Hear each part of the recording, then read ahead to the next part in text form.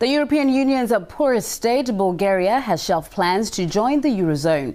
The country, which is considered one of the EU's most fiscally responsible, says the continent's deteriorating financial climate and fears for the euro's future are the reasons behind the single currency snub.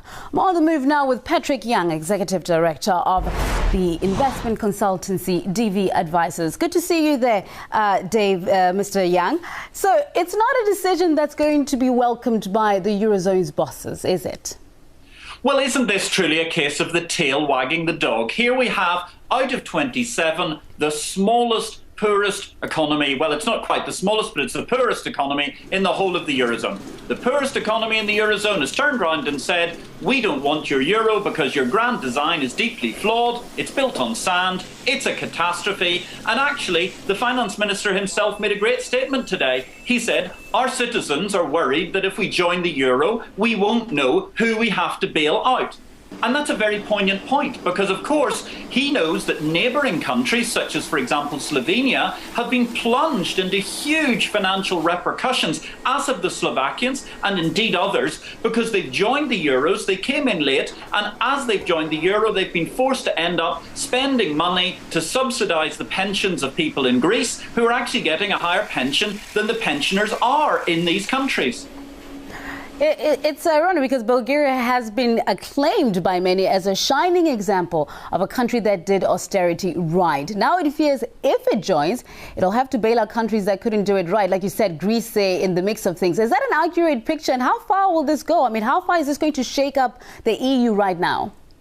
Well, notwithstanding the terrible crisis in the Eurozone, the truth is that the European Union's glorious idea that they can pool everybody's money together and go towards prosperity has been a fiasco because all of the people in the euro are being sucked towards poverty because of the fact that they're having to transfer so much money to the profligate, incompetent governments that are on the southern side of the Eurozone. And truly, the Bulgarian government have made the only sensible decision they could, which is why should they endanger the hard work, the sacrifices of their citizens in order to pay money into basically a bottomless pit where, and tragically we've had to say this so many times over the last few years via this medium, we do not have any comprehensive, coherent leadership of the economy in Europe. And ultimately, this is a big wake-up call because what the Bulgarians are saying is, you know what, Germany, we admire your economic model, but boy, you are really making a mess of the Eurozone, along with all those other people we thought were prosperous capitalists.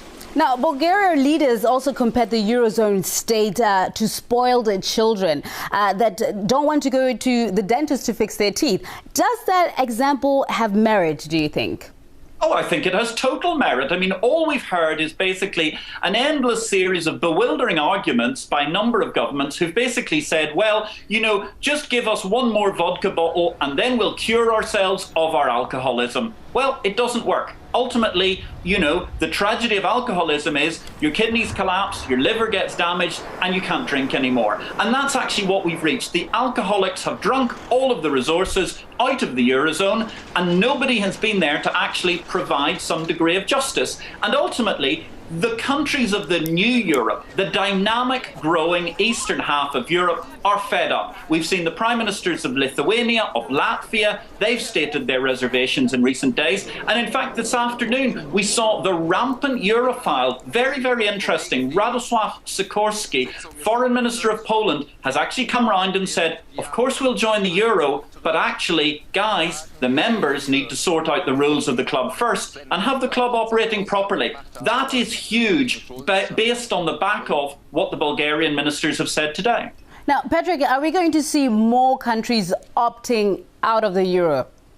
Oh, I think we absolutely will. I mean, just today, actually, there's a wonderful article by the Mayor of London, Boris Johnson, talking about how Croatia is going to be sucked into the euro because they've pledged to join it because they're acceding to the European Union next year. That would be a suicide move for any nation that wants to join. Ultimately, the prosperous club of the Eurozone has turned into a very bitter battle amongst feuding drunks over who's going to get the last measure of vodka. And that is not a way that any other government is going to be happy in being complicit with the economic mismanagement of a crumbling, failed single currency zone.